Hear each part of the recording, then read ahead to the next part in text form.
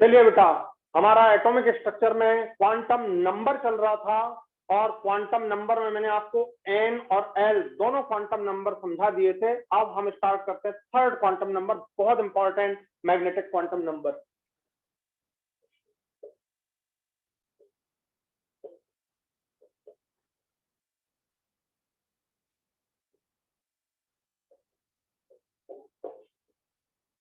Topic डालिए magnetic quantum number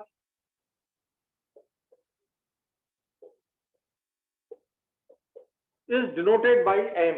magnetic quantum number is denoted by m। ध्यान से सुनना। और अब तुम्हें याद है n, जो n होता है वो ऑर्बिट की पूरी इंफॉर्मेशन देता है और l जो होता है वो सब ऑर्बिट की इंफॉर्मेशन देता है। अब सोचो कि ऑर्बिट के अंदर सब ऑर्बिट और सब ऑर्बिट के अंदर ऑर्बिटल, तो इसका मतलब ये सारी इंफॉर्मेशन आपको मैग्नेटिक क्वांटम नंबर ऑर्बिटल की देगा। ध्यान से समझना। अब जो आपको इंफॉर्मेशन मिलने वाली है मैग्नेटिक क्वांटम नंबर से, वो किसकी? ऑर्बिटल की। बहुत ध्यान से इस बात को समझना। तो हमारा ये हो गया सब सेल, ये हो गया सब सेल जिसे हम रिप्रेजेंट करते हैं एल से। हमारा सब सेल हम एल से रिप्रेजेंट करते हैं। सब सेल में सब सब सेल, सब सब सेल। ध्यान से सुनना। अब नाम क्या लिखा मैंने, देखो, सब सेल और सब सब सेल। तो सब सब सेल को ही हम बोलते हैं ऑर्बिटल्स। ऑर्बिटल्स, सब सब सेल को हम क्या बोलते हैं बेटा? ऑर्बिटल्स। और ऑर्बिटल, ध्यान से सुनिएगा, एस में केवल एक ही ऑर्बिटल होता है। ये एस सब सेल है जहां पर एल का वैल्यू 0 है। एस में एक ही, only one orbital, only one orbital. L का वैल्यू यदि 1 हो जाए तो हम इसे कहते हैं पी सब सेल। देखिए यहां पर मैंने लिखा है सब सेल, आपको ध्यान आ रहा है सबको अच्छे से? तो ये पी सब सेल है। पी सब सेल के लिए एल का वैल्यू होता है, पी सब सेल के लिए एल का वैल्यू 1 होता है, जिसमें होते 3 ऑर्बिटल्स, 3 ऑर्बिटल्स। एल का वैल्यू यदि 2 हो जाए तो डी सब सेल होता है और डी सब सेल में 5 ऑर्बिटल्स, 5 ऑर्बिटल्स।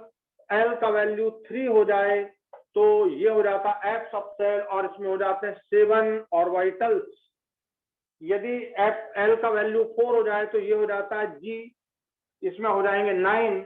और एल का वैल्यू 5 हो जाए तो ये एच सब ऑर्बिटल हो जाता है, सब सेल होता है और इसमें हो जाते हैं 11 ऑर्बिटल। तो ये आप इस तरह से 1 3 5 7 9 11, अगर आपको और आगे का कोई पूछा जाए तो आप बता सकते हैं बस, लेकिन हमको यहां तक करना है, बस यहां तक। लेकिन कभी बाई चांस आ जाए कि यदि एल का वैल्यू 3 हो तो कितने ऑर्बिटल, तो 7 और 4 हो तो कितने ऑर्बिटल, 9, तो हम इसे समझा सकें। तो लिखिए इसको,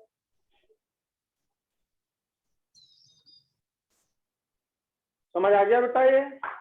ये पॉइंट क्लियर हुआ आपको? इसका मतलब हमको इसका जो इंफॉर्मेशन मिल रहा है किसका, हमको नंबर ऑफ सब सेल में, नंबर ऑफ सब सेल अगर आपको दिया जाए एसपीडीएफ, एल का वैल्यू दिया जाए तो आप एम के वैल्यूज कैलकुलेट कर सकते हैं। अब ध्यान से सुनिएगा, एम के जो वैल्यूज हैं उन्हें हमें समझना है। ये आप इसे सब सब सेल कहेंगे, ऑर्बिटल्स कहेंगे, और इसे आप कैलकुलेट कर सकते हैं। ध्यान से सुनना, m इक्वल टू 2l+1। अब इस फार्मूले को अप्लाई करो। ये नीट में पूछा गया है 2l+1, ये नीट में पूछा गया है 2l+1।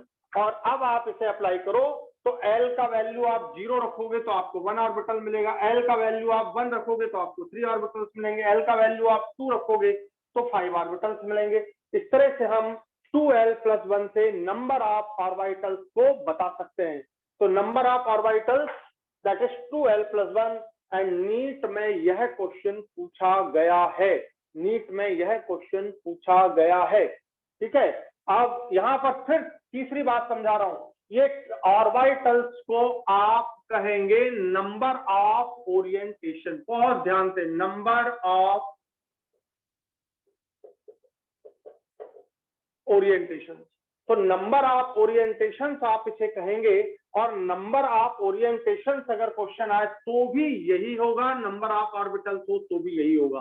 तो दो नाम हो गए, number of orbitals, number of orientation. अब क्वेश्चन पूछा जाए, ध्यान से सुनना बेटा, क्वेश्चन पूछा जाए कि पी सब सेल में कितने ओरिएंटेशन होते हैं, तो हम बोलेंगे 3 ओरिएंटेशन। देखिए 3 ऑर्बिटल का मतलब 3 ओरिएंटेशन, इसमें ये ओरिएंटेशन से लिखिए, इसमें ये ओरिएंटेशन से लिखिए, इसमें ओरिएंटेशन। अब आपको बात क्लियर हो गई होगी कि नंबर ऑफ ओरिएंटेशन का मतलब क्या होता है।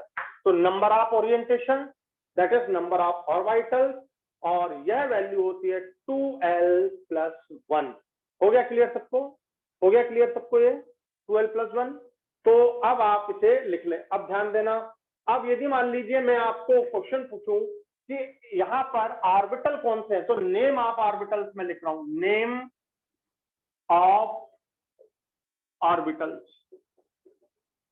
Name of orbital. ध्यान से सुनना, इसमें केवल हमको मिलेगा s ऑर्बिटल, ठीक है। इसमें हमको मिलेगा 3 px, py and pz orbital. इसमें हमको मिलेंगे dxy, dyz, dxz, dxz and dx square minus Y square,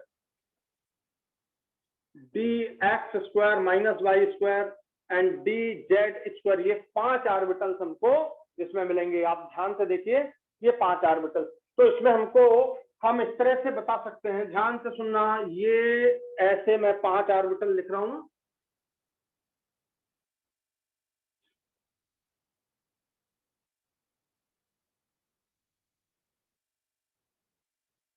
ये देखिए ये 5 ऑर्बिटल्स मैंने लिख दिए। यहां पर ये 3 ऑर्बिटल्स मैंने लिख दिए,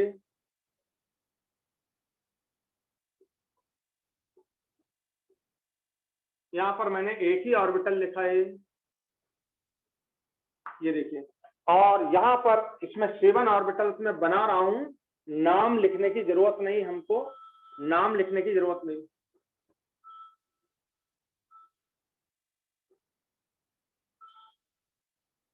तो इस तरह से हम 7 ऑर्बिटल्स बना सकते हैं। अब ध्यान से समझने वाली बात यह है कि हमने नेम ऑफ ऑर्बिटल्स लिख दिया। अब ध्यान से सुनना, वैल्यूज ऑफ एल, एंड यहां पर मैं लिख रहा हूं एंड वैल्यूज ऑफ एम, यहां पर देखिए वैल्यूज ऑफ एम, ये एंड है बेटा, है ना, and name of orbital and values of m. तो वैल्यूज ऑफ एम, यहां पर एल का वैल्यू 0 हो तो एम का वैल्यू 0 होता है, ये 0 हो गया एम का वैल्यू। मैंने एम का वैल्यू जो स्टार्ट होता है उसको समझना है, ये जो वैल्यू स्टार्ट होता है -l से स्टार्ट होकर के 0 को इंक्लूड करता हुआ +l तक ये वैल्यू जाता है। कहां तक जाता है? -l से स्टार्ट होता हुआ 0 को इंक्लूड करते हुए +l तक जो वैल्यू जाता उसे हम कहते हैं m के वैल्यू। तो जो m के वैल्यूज हैं these are the -l including 0 to +l, -l 0 to +l, यहां तक हमारा ये होता है। अब ध्यान से समझिए, तो अब यदि मान लीजिए मैं 0 रखता हूं, l का वैल्यू आपका है 0 है, तो l 0 हो गया, 0 से ये 0 माने एक ही वैल्यू रहेगा, 3 बार 0 तो लिखेंगे नहीं, 1 बार 0, 2 बार 0, 3 बार 0, तो 3 बार 0 नहीं लिखेंगे, एक ही बार 0, तो मतलब इसमें एक ही वैल्यू होगा। एक ऑर्बिटल है तो एक वैल्यू होगा, एक ऑर्बिटल है तो एक वैल्यू होगा, और वो वैल्यू होगा 0। अब ध्यान से सुनना, क्वेश्चन पूछा जाए कि l का वैल्यू 0 हो, l का वैल्यू 0 हो तो m के कितने value, how many values of m when the value of l is 0, तब हम आंसर देंगे 1, तब हम आंसर देंगे 1। ये देखिए एक ऑर्बिटल है तो एक वैल्यू होगा, ठीक है, बात समझ आ गई। और मैं क्वेश्चन पूछूं कि what is the value of m when the value of l is 0, तो आंसर देंगे 0, व्हाट का आंसर 0, ठीक है। और नंबर आपसे पूछा जाए तो उसका आंसर 1, एक वैल्यू आपको दिख रहा है। यहां पर कितने वैल्यू दिखेंगे आपको? यहां पर देखो 3 ऑर्बिटल्स हैं, तो हमको 3 वैल्यूज दिखाई देंगे, और वो वैल्यू l का वैल्यू आपको यहां पर 1 दिख रहा है, तो -1, 0, +1, -1 0 +1। ध्यान से सुन, अब ध्यान से समझने वाली बात है। हम लिख तो देते हैं -1 0 +1, बट अगर ध्यान से सुनना, अगर आपने स्पेसिफाई कर दिया कि px, तो बेटा px के लिए वैल्यू यदि आपने -1 स्पेसिफाई किया तो py के लिए हो जाएगा +1 और pz के लिए 0 होता है। ये बात आप बहुत अच्छे से समझ लेना है क्योंकि ये आपको आया है बेटा। देखो, नॉर्मल बिना स्पेसिफाई किए आपसे कोई क्वेश्चन पूछे तो आप आंसर देंगे -1 0 +1 बिना स्पेसिफाई किए। लेकिन अगर आपको स्पेसिफाई कर दें px py pz, तो pz का वैल्यू ऑलवेज 0, ये ध्यान रखना है, नीट में पूछा गया है लास्ट ईयर, तो 0। और यहाँ पे यदि आपने -1 लिया तो ये आप +1 कर दीजिए और इसे आप 0, और अगर ये आपने +1 कर दिया तो ये आपका -1 हो जाएगा और ये 0। तो ध्यान दीजिएगा, ये ऑलवेज 0 होता है। ये pz is always 0, pz is always 0। यदि px को आपने -1 दिया तो py +1, और यदि px को आपने +1 दिया तो py -1, pz दोनों ही केस में 0।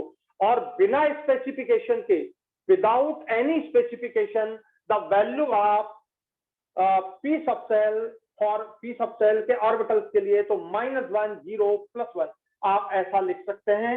बट अगर आपने नाम दे दिया pz तो फिर आपको 0 ही बताना पड़ेगा, 0 ही बताना पड़ेगा। ऐसे ही आप इसमें समझ लीजिए कि यहां देखिए l का वैल्यू क्या है बेटा, l का वैल्यू 2।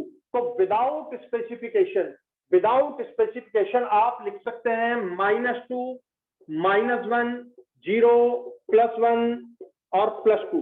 लेकिन यदि आपने स्पेसिफिकेशन दे दिया तो सबसे इंपॉर्टेंट है dz का वैल्यू फिक्स कर दीजिए 0। z के लिए वैल्यू, बस z याद रखना, z के लिए वैल्यू हमेशा 0 होता है, z के लिए वैल्यू हमेशा 0 होता है, बात हमेशा याद रखिए। तो अब आपको कंफ्यूजन नहीं होगा, और जब लास्ट ईयर का आप क्वेश्चन उठाएंगे तो आपको which one of the following statements are correct में एक क्वेश्चन आया है कि dz² 0 होता है। कितना इंपॉर्टेंट है। हम क्या समझते हैं, हम समझते थे यार बस -2 -1 0 +1 +2, ठीक है। आप बोले किसी का भी कुछ भी दे दो, ऐसा नहीं है, dz ऑलवेज 0। देखिए, अगर आपने इसका -2 दिया तो इसका -1 होगा, इसका +1 होगा तो इसका +2 हो जाएगा। ये xy² के लिए ये -2 +2। यदि आपने इसे +2 दिया, ध्यान से सुनना भैया, यदि आपने इसे +2 दिया तो इसे +1 दे दीजिए, ये -1 है तो ये -2 हो जाएगा। इनमें से आपको, और ये आपका फिक्स है 0 ही होता है हर बार। तो यही क्वेश्चन हमेशा पूछा जाता है कि dz² के लिए वैल्यू क्या होता है, dz² के लिए वैल्यू क्या होता है। तो dz² के लिए m का वैल्यू 0 होता है। अब बताओ, आपको क्लियर हो गया। And without specification you can write from -2 0 को इंक्लूड करता हुआ +2। तो ये मैंने लिख दिया -l including 0 to +l, -l 0 to +l, -l 0 to +l। तो ये ध्यान रखिएगा, ये काफी इंपॉर्टेंट बात है। ये आप विदाउट स्पेसिफिकेशन -3 -2 -1 0 +1 +2 एंड +3। तो आप देखो l का वैल्यू आप कितना देख रहे हैं, 3, ये l का वैल्यू 3, तो -3 से +3 तक, बट 0 को इंक्लूड करता हुआ विदाउट एनी स्पेसिफिकेशन। तो -3 -2 -1 0 +1 +2 +3, ये आपका पूरा सिस्टम होता है। बताइए, क्लियर हो गया सबको अच्छे से ये पॉइंट? आपको सबको क्लियर हो गया अच्छे से ये पॉइंट आपको? तो ये लिख लें। तो अब पूरा एक बार इसको बना लीजिए, मैं फटाफट फिर से एक क्वेश्चन समझाता हूं।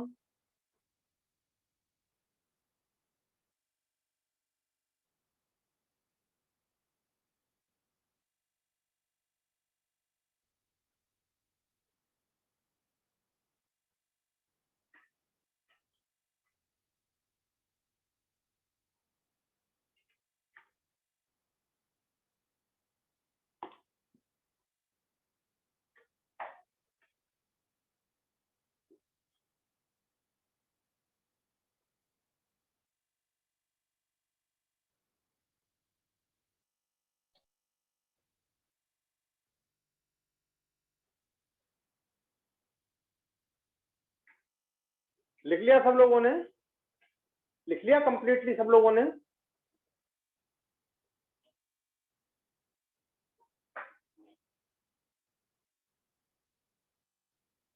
आप क्वेश्चन पर आ जाइए। मैं इसे यहां से क्लीन करता हूं क्वेश्चन के लिए।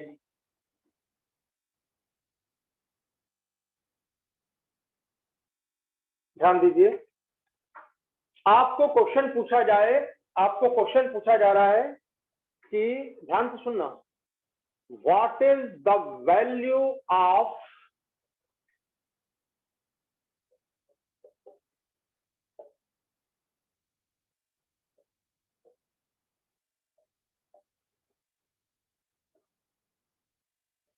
ये क्वेश्चन दिया जा रहा है, what is the value of m for l equal to 0। समझ गए? तो व्हाट वैल्यू, कौन सी, क्या है वैल्यू, क्या वैल्यू है? तो आंसर इसका होगा, आंसर होगा, क्योंकि l का वैल्यू, आंसर हम लिखेंगे l equal to 0 for s सब सेल।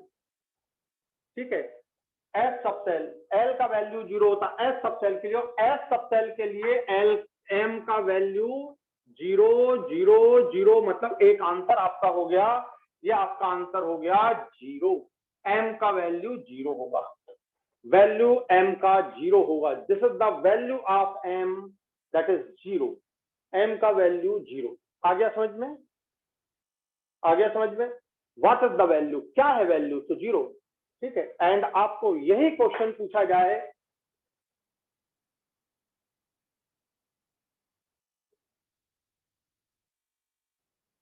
यही क्वेश्चन पूछा जाए,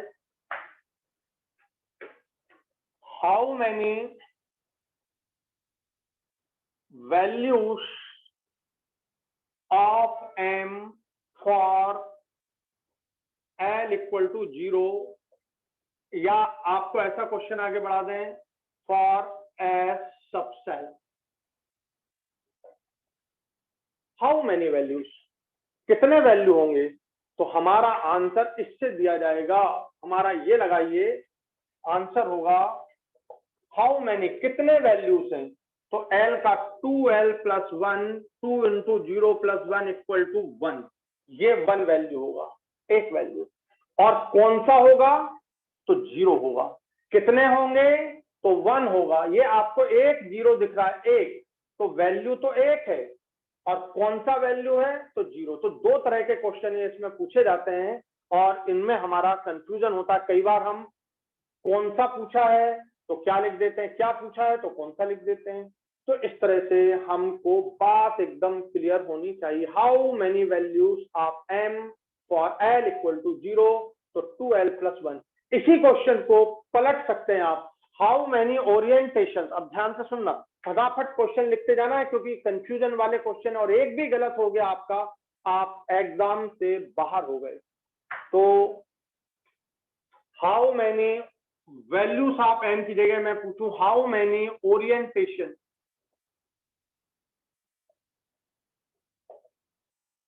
how many orientation for l equal to 0, तो आप देखेंगे, यहां देखिए, सब सेल बोलिए, चाहे ऑर्बिटल बोलिए, चाहे नंबर ऑफ ओरिएंटेशन बोलिए, तो नंबर ऑफ ओरिएंटेशन निकालने का ये तरीका है 2l प्लस 1, तो आंसर होगा 1। एक ही ओरिएंटेशन होगा, एक ऑर्बिटल का मतलब एक ही ओरिएंटेशन आपको यहां पर मिल रहा है, only one orientation, only one orientation. हो गया क्लियर ये? तो इसलिए अब आप देखो, ये ओरिएंटेशन बतला रहा, अगर मैं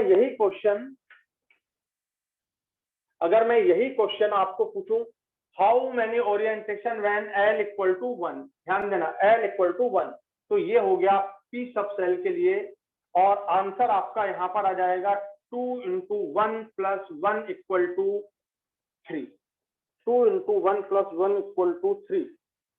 तीन ओरिएंटेशन, देखिए कितने ओरिएंटेशन है? तीन ओरिएंटेशन है। कौन कौन से तीन ओरिएंटेशन है? एक है px, एक है py, एक है pz। यहां देखिए ओरिएंटेशन का मतलब, यहां पर ओरिएंटेशन का मतलब देखिए,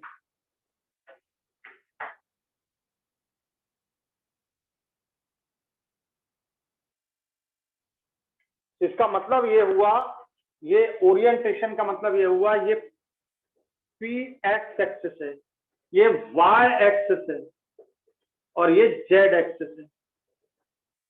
तो ये न्यूक्लियस हो गया। ये p x orbital x axis पर ओरिएंटेड, हम ऐसा बोलेंगे p x orbital oriented on x axis. ये देखिए, ये आपका बन गया पी एक्स।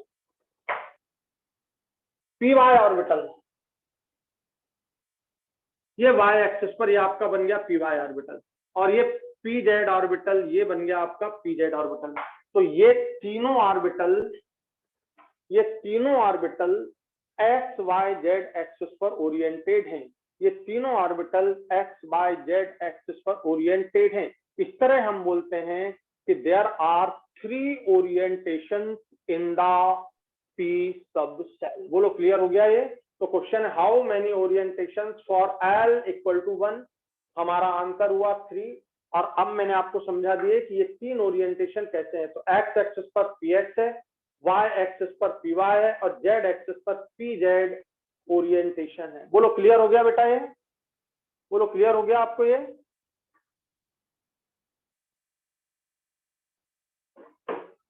Yes sir. अब ऐसा आपको किसी में भी ये क्वेश्चन आ जाए तो आप 5 ओरिएंटेशन डी में, 7 ओरिएंटेशन एफ में आप बड़े आराम से बता सकते हैं।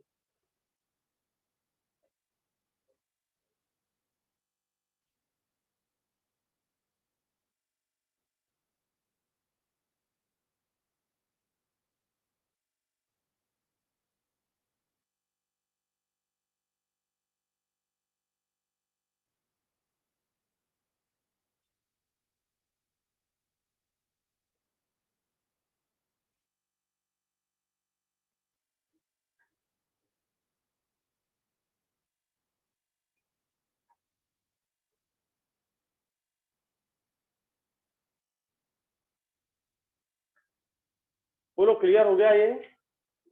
नंबर ऑफ ओरिएंटेशन वाला पॉइंट क्लियर हो गया आप सबको? तो डी में 5 ओरिएंटेशन होते हैं, एफ में 7 ओरिएंटेशन होते हैं। इस तरह से टोटल ओरिएंटेशन बताने वाला जो क्वांटम नंबर है वो कहलाता है मैग्नेटिक क्वांटम नंबर। इसलिए हम मैग्नेटिक क्वांटम नंबर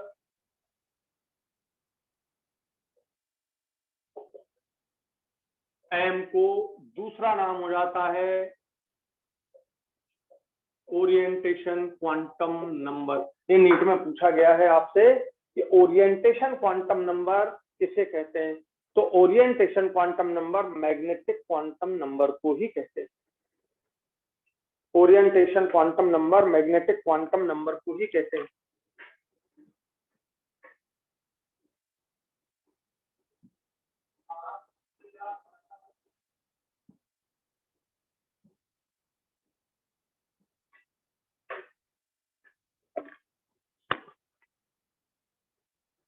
तो इस तरह magnetic quantum number is called orientation quantum number. चलिए ध्यान दीजिए। अब ये ओरिएंटेशन हमें पता कैसे लगे? ये ओरिएंटेशन हमें पता लगते हैं, एक एक्सपेरिमेंट किया किसने? जीमैन ने। आपने नाम सुना होगा जीमैन इफेक्ट, सुना है कि नहीं सुना बताओ? जीमैन इफेक्ट नाम आपने सुना है? आपको क्वेश्चन पूछा गया है जीमैन इफेक्ट पर। तो अब टॉपिक है जीमैन इफेक्ट।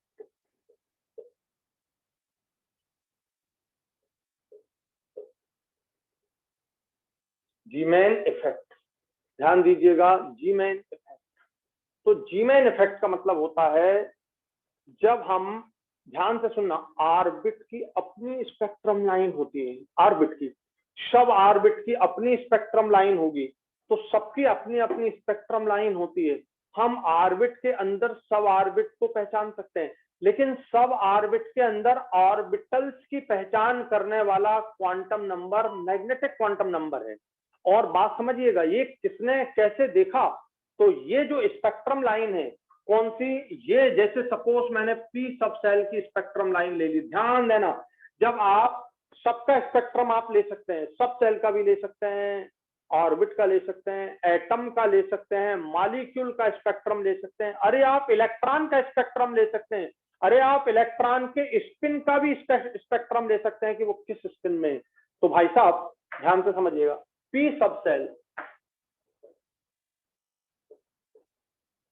पी सबसेल की जब आप स्पेक्ट्रम लेते हैं तो आपको एक ही लाइन दिखाई देती है,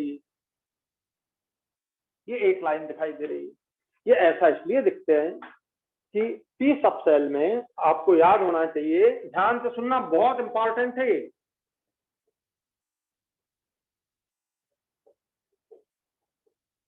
पीएक्स, पीवाई, पीजेड 3 ऑर्बिटल है और तीनों ऑर्बिटल की एनर्जी इक्वल है।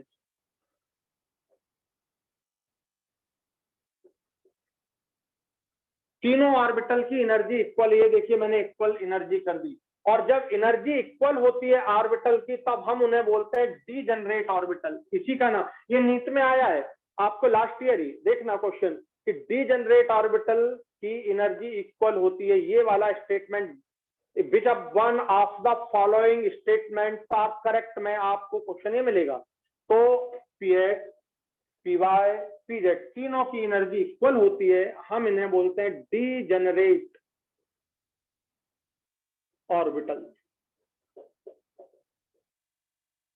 ये डीजेनरेट ऑर्बिटल कहलाए। डीजेनरेट ऑर्बिटल का मतलब जिनकी एनर्जी इक्वल होती है उन्हें हम बोलते हैं डीजेनरेट ऑर्बिटल। और कितने डीजेनरेट हैं? 1 2 3, तो इसको हम बोलते हैं ट्रिपल डीजेनरेट ऑर्बिटल। तो triple degenerate orbital P subshell के ऑर्बिटल होते हैं। पी सबसेल के 3 ऑर्बिटल हैं, ये ट्रिपल डीजेनरेट ऑर्बिटल है। तो क्वेश्चन आए कि ट्रिपल डीजेनरेट ऑर्बिटल का क्या मतलब होता है, तो आप आंसर देंगे ट्रिपल डीजेनरेट मींस 3 ऑर्बिटल जिनकी एनर्जी इक्वल होती है। 3 orbitals that is px, py, pz are equal in energy and these are called triple degenerate orbital। तो ये क्वेश्चन बहुत इंपॉर्टेंट है। अब देखो जब तीनों की एनर्जी इक्वल है, बहुत ध्यान से सुनना, और एनर्जी तुम जानते हो एनर्जी इक्वल टू होता है एच सी बाई लैम्डा, जहां पे एच प्लांक कांस्टेंट होता है और सी वेलोसिटी ऑफ लाइट होता है। तो ये दोनों बराबर होते हैं, वेलोसिटी ऑफ लाइट दोनों कांस्टेंट होते हैं एच सी। तो बताओ energy inversely proportional to lambda, मतलब अब तीनों की एनर्जी इक्वल है तो तीनों का लैम्डा भी क्या होगा, जल्दी बताओ, इक्वल होगा। तीनों की एनर्जी इक्वल है तो तीनों का लैम्डा भी इक्वल होगा। और जब लैम्डा इक्वल होगा माने वेवलेंथ इक्वल होंगी, और वेवलेंथ इक्वल होंगी का मतलब क्या हो गया, एक ही आपको स्पेक्ट्रम लाइन मिलेगी। ये एक स्पेक्ट्रम लाइन आपको मिल रही है, ये एक्स वाई जेड तीनों का आपको एक ही स्पेक्ट्रम लाइन मिल रही है। क्यों? क्योंकि तीनों की एनर्जी इक्वल है, तीनों का वेवलेंथ इक्वल है। अब जीमैन ने क्या किया, जीमैन का एक्सपेरिमेंट समझिए। उसने इस स्पेक्ट्रम लाइन को रख दिया मैग्नेटिक फील्ड में। उसने इस स्पेक्ट्रम लाइन को रख दिया मैग्नेटिक फील्ड में, तो वो स्पेक्ट्रम लाइन 3 पार्ट में स्प्लिट हो जाती है। ये हो गई 3 पार्ट में स्प्लिट। एक हो गया पीएक्स, दूसरा हो गया पीवाई, तीसरा हो गया पीजेड। अब ये बन गया मैग्नेटिक फील्ड, एमएफ लिख दिया मैंने, इसका मतलब है मैग्नेटिक फील्ड। तो मैग्नेटिक फील्ड में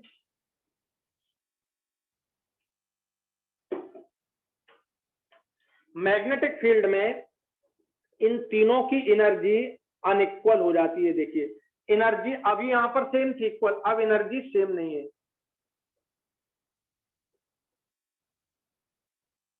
एनर्जी डिफरेंट हो जाती है।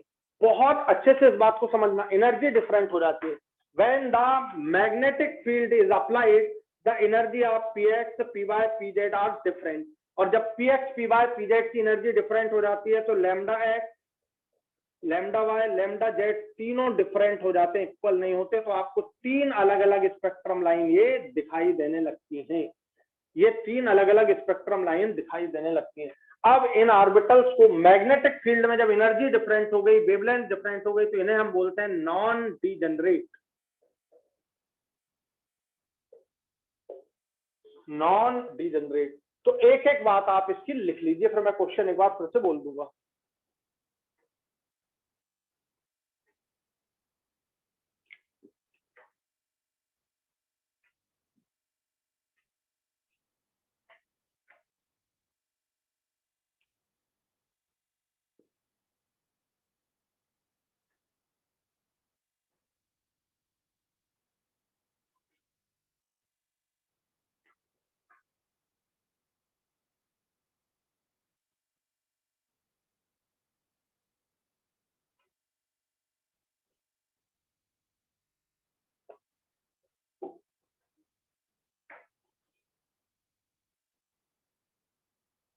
बोलो, हो गया क्लियर? ये लिख लिया सबने? अब क्वेश्चन वापस, what is Zeeman effect? तो अब आपको एकदम बात क्लियर हो गई होगी। जी मैन इफेक्ट का मतलब सब सेल की जो स्पेक्ट्रम लाइन है उसको यदि मैग्नेटिक फील्ड में रख दिया जाए तो वो स्प्लिट हो जाती है। इसे हम बोलते हैं Zeeman effect, splitting of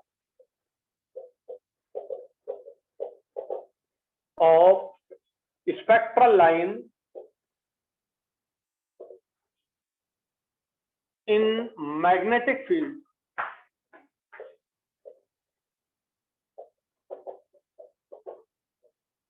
is called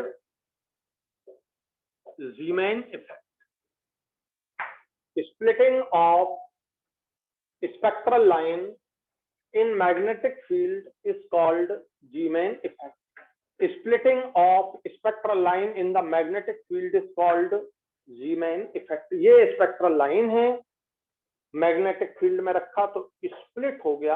ये सिंपल बात हुई जीमैन इफेक्ट की। बोलो, जीमैन इफेक्ट क्लियर हो गया सबको?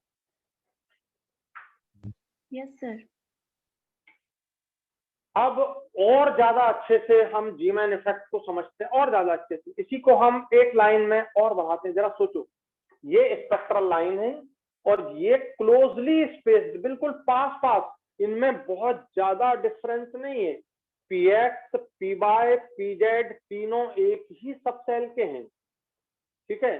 तो इनकी मैग्नेटिक फील्ड में एनर्जी में ज्यादा डिफरेंस नहीं है, और ज्यादा डिफरेंस नहीं है तो वेवलेंथ में भी ज्यादा डिफरेंस नहीं है। तो क्या लिखेंगे? Splitting of spectral line into, और ज्यादा अच्छे से, into closely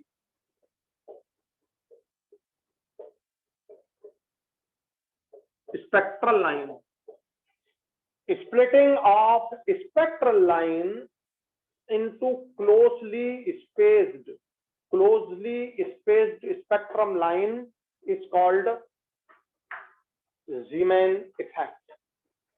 Splitting of spectral line in closely spaced spectrum line under the magnetic field, in the magnetic field या under the magnetic field is called Zeeman effect. तो आप थोड़ा सा और इसे बढ़ा दें, कभी बाई चांस आ जाए तो आप इसे भी पहचान।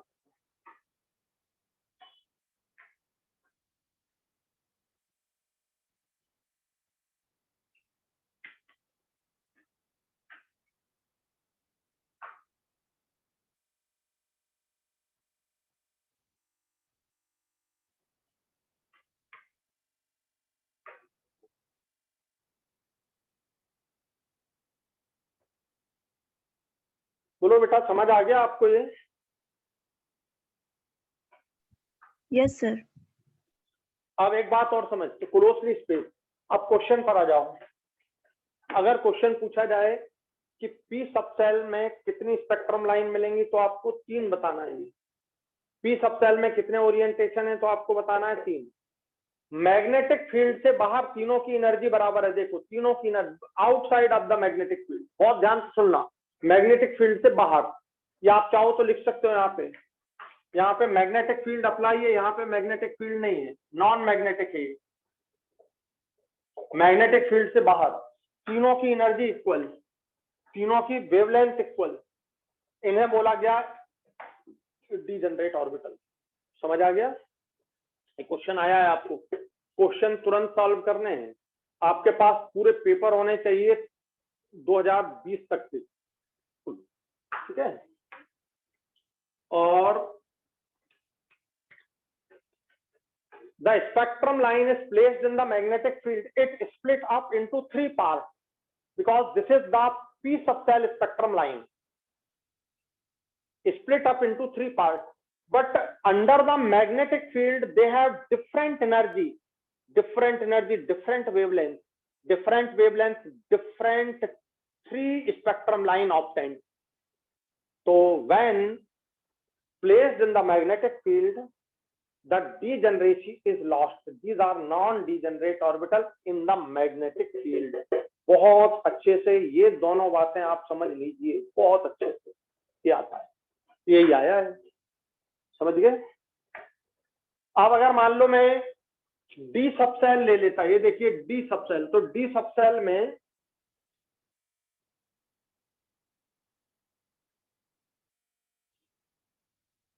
dxy, dyz, dxz और dx square minus Y square dz square, इन पांचों की एनर्जी इक्वल है। ये कहलाएंगे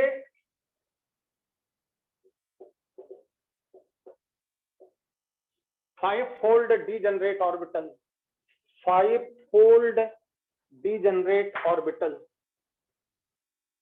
ये नॉन मैग्नेटिक फील्ड, जब मैग्नेटिक फील्ड अप्लाई नहीं किया तब, और जब मैग्नेटिक फील्ड अप्लाई कर दिया, तो ये 5 पार्ट में स्प्लिट हो जाएगा। ये देखिए ये 5 पार्ट में स्प्लिट हो जाएगा, माने अब पांचों की एनर्जी अलग अलग हो जाएगी, पांचों की वेवलेंथ अलग अलग हो जाएंगी, ये वेवलेंथ भी बराबर नहीं रहेंगी, तो आपको 5 स्पेक्ट्रम लाइन दिखेंगी, तो बोलो वही कि भाई, पर यहां पर लिखना है 5 फोल्ड डीजनरेट ऑर्बिटल। ये नॉन डीजनरेट हो गए बट मैग्नेटिक फील्ड में नॉन डीजनरेट हुए, तो ऐसा आप बस बना लो एक बार।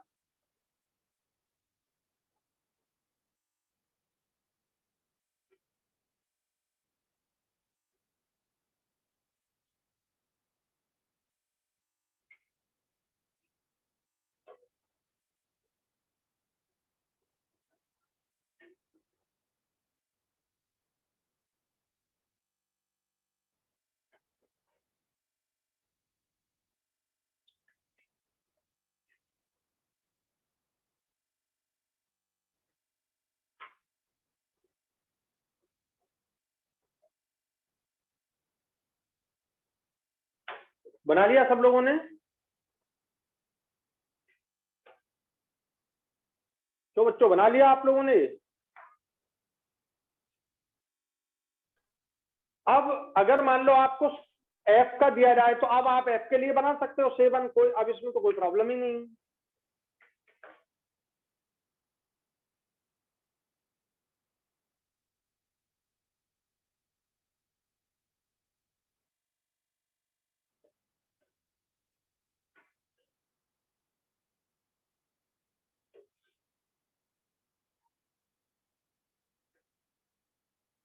देखो अगर एफ दिया जाए तो ये एफ सबसेल है, और आप जानते हो 7 ऑर्बिटल्स है, और आप सीधा लिख लेना 7 डीजनरेट ऑर्बिटल।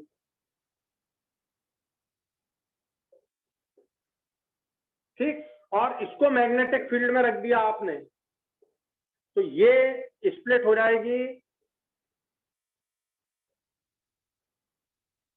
ये 7 में, और अब ये नॉन डीजनरेट हो जाएंगे। तो बस इतनी सी बात आपको अब ध्यान रखना कि डीजनरेट होते हैं outside of the magnetic field, और नॉन डीजनरेट हो जाते हैं इन द मैग्नेटिक फील्ड। तो ये क्वेश्चन आपको पूछा भी गया है, किसी भी तरह से आए आप पहचान जाएंगे।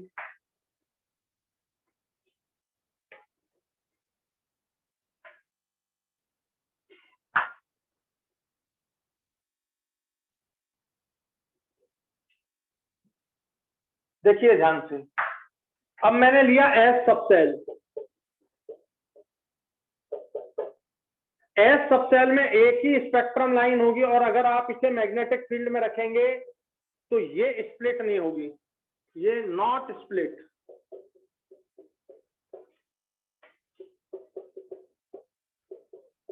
Not split in the magnetic field. क्यों स्प्लिट नहीं हुई? अरे भाई ये दो में टूट ही नहीं सकती, एक है, एक में ही रहेगा। ये एक डस्टर है, ये टूट ही नहीं सकता दो पार्ट में, तो इसमें एक ही ऑर्बिटल है। Only because of only one orientation,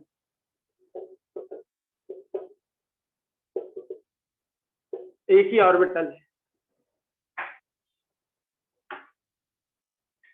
अब बताओ, अगर क्वेश्चन पूछा जाए कौन सा सबसेल डीजेनरेसी शो नहीं करता, तो इसमें एक ही है, तो ये डीजेनरेसी शो ही नहीं करेगा। समझ गए? बहुत इंपॉर्टेंट बात क्या लिखना है कि एस सबसेल में जो एक ही ऑर्बिटल होता है, s subshell contain only one orbital, so no degeneracy is shown by the s subshell, no degeneracy.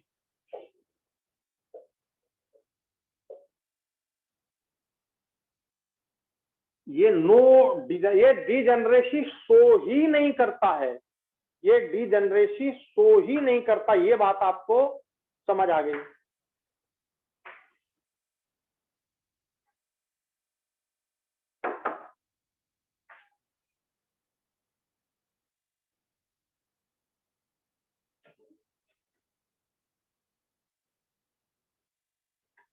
तो ध्यान से सुनना बेटा। अब एक होता है स्टार्क इफेक्ट। स्टार्क इफेक्ट, बस यहां पर जो मैग्नेटिक फील्ड आपने लिया, बस यहाँ पे इलेक्ट्रिक फील्ड ले लीजिए, और वही डेफिनेशन है। जहां मैग्नेटिक फील्ड हमने यूज किया, वहां हम इलेक्ट्रिक फील्ड अब यूज करने लगे, तो उसका नाम बन जाएगा स्टार्क इफेक्ट। बस इलेक्ट्रिक फील्ड आपको ऐसा करना है।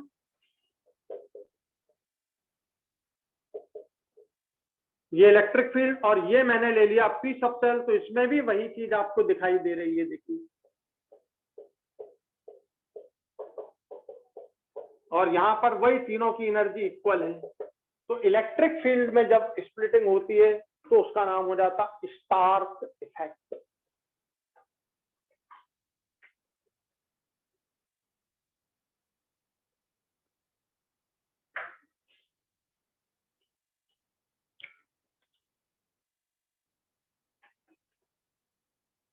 बोलो, बात क्लियर हो गई सबको? आज की ये क्लास मैग्नेटिक क्वांटम नंबर की एकदम क्लियर हो गई कि नहीं? आप सबको बताओ। मोबाइल ओपन करो। Yes sir.